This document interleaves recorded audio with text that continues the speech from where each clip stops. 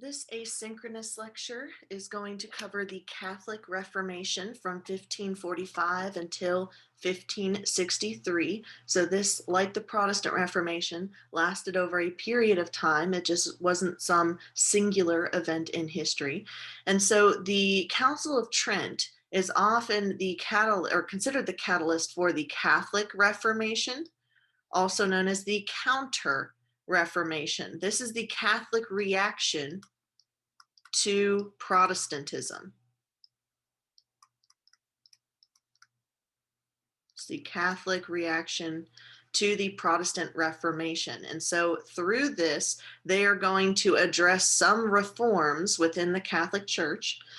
And so we're going to be addressing the historical thinking skill of continuity and change over time. What did the Catholic Church change and what did the Catholic Church keep the same? For the most part, they're going to keep a lot the same, especially when it comes to their dogma or their beliefs, but they are going to institute some changes in response to the popularity of Protestantism. Okay, so the Catholics responded particularly through Pope Paul III. He is the most important pope in challenging Protestantism, although remember, they can't get rid of Protestantism. Okay, it is established now. Okay, but they can try and stop people from leaving the Catholic Church in order to become Protestant. So they want to stem the flood of people who are leaving to go to this different Christian religion. Now, this Reformation amongst the Catholics is not going to mean brand new Catholic doctrine or beliefs. Okay, rather than creating new ideas, he wants to improve church discipline through the ideas that already exist. So the seven sacraments, the monastic tenets, the idea of good works plus salvation, or good works plus faith equals salvation. So he's not trying to change any of the rules or the dogma in the Catholic Church. He's trying to strengthen them, but also discipline the church in that it tries to decrease the number of abuses that the Catholic Church has become known for prior to the Reformation. So this Catholic response, the Catholic Reformation, was a response to the popularity of Protestantism as it continues to spread through Europe and shatter centuries of Western Christianity unity. Okay, now that we have a bunch of different types of Christianity that have emerged in Europe. And also, it's responding to the critics within the church. So it's responding to external criticism and internal criticism, saying, hey, there's corruption. We need to correct that corruption if we want to prevent people from leaving and going over to the side of the Protestants. And so the Council of Trent is going to be established in order to do that. Now, it's not one singular meeting, it is multiple sessions over a period of time, and it's going to establish modern day Catholicism. So remember, dogma means beliefs or tenets. All of those mean the same thing. Okay, so they believe that you need scripture, specifically the Latin Vulgate, not the translations by the Protestants. You need church traditions, okay, like their doctrines, and the writings of the church fathers, i.e., the Pope. So they keep the Pope, they keep the Vulgate, and they say you need to do good works in addition to have faith in God in order to achieve salvation. Okay, so this is a continuity. They're also going to keep all 7 of the sacraments. This includes the 2 that the Protestants kept, the Eucharist or communion and baptism. But in addition to those 2, they're also going to have marriage or matrimony, confirmation,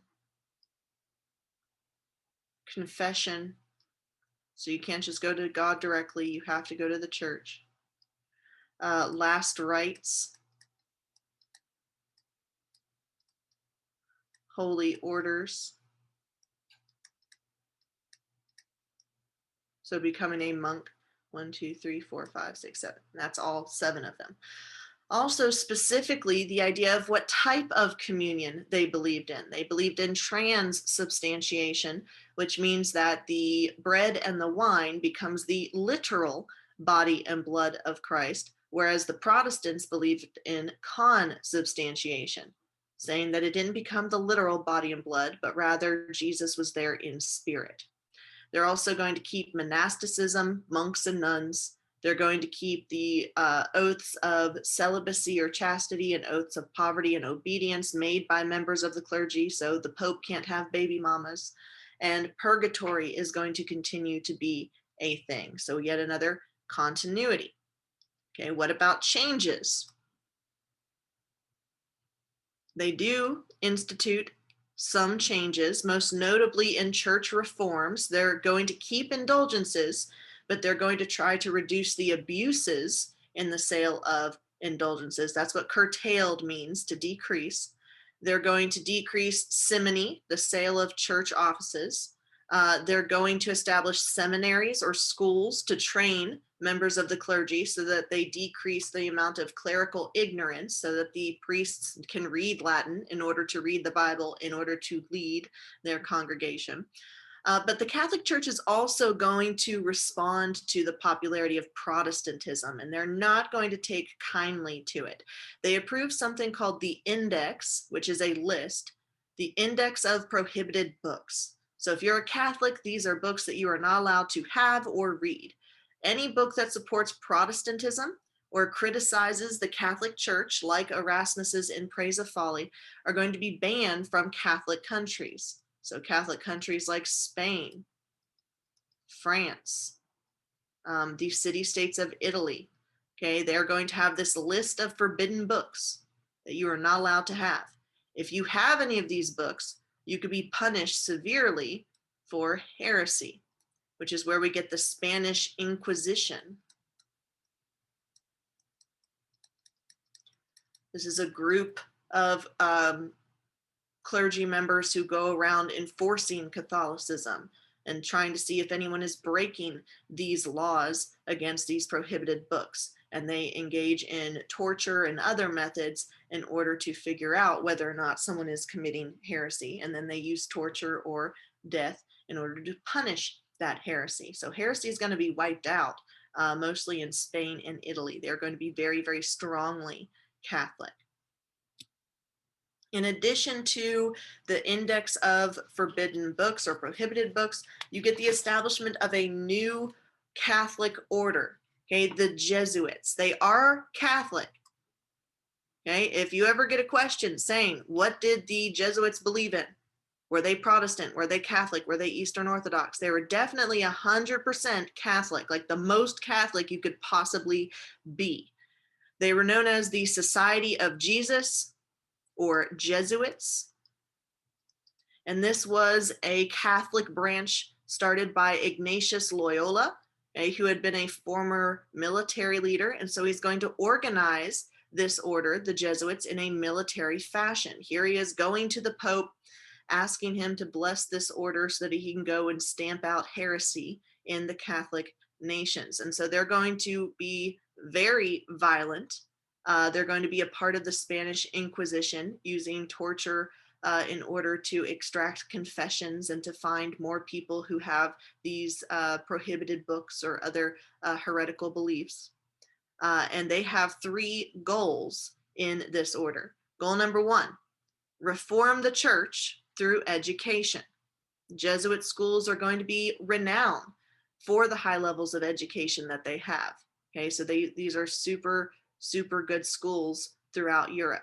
Okay, so they want to fix the church, which was originally Martin Luther's goal before he was excommunicated. So they don't want to break from the church, they want to reform it. They also want to spread the gospel to pagan peoples. Now, where are they going to be spreading the gospel to pagans? The New World.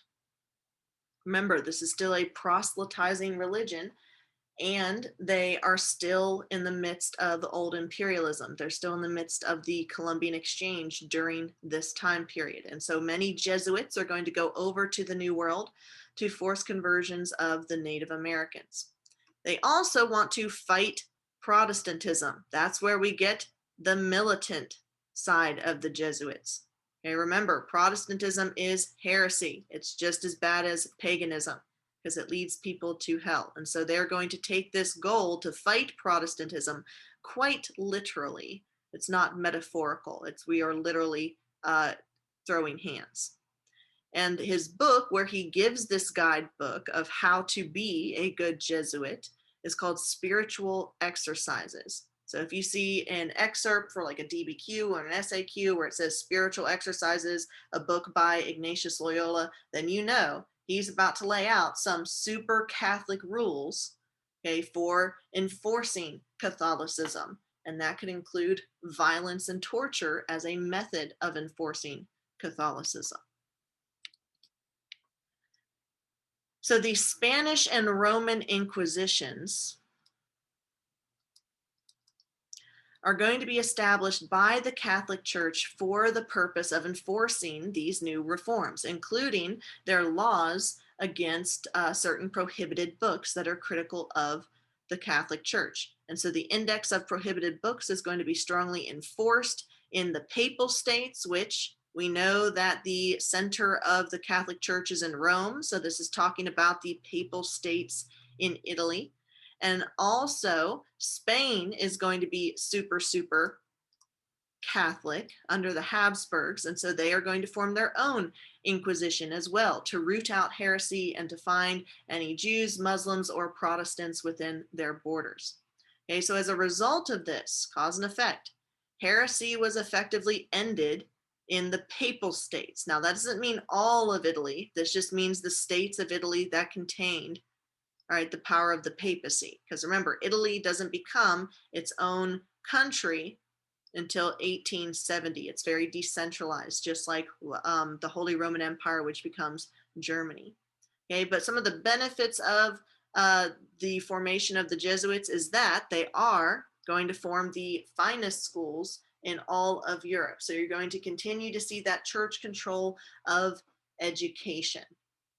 Okay, so they're going to prohibit certain books that are critical of the church, but they're still going to promote other aspects of education in Europe. Once again, coming out of that Dark Ages in some sense, educationally coming out in terms of still torturing people, kind of a continuity there.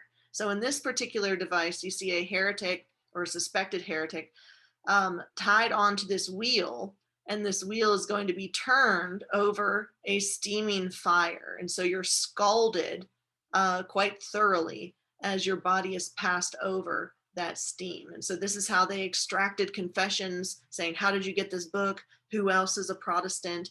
And sometimes they would get false confessions because torture isn't really the best way to get true information, because eventually they'll tell you whatever they think that you want to hear. Okay, but they are going to very stringently enforce these regulations against Protestantism in these Catholic nations, which is only going to lead to further conflict with Protestant nations in Europe like England.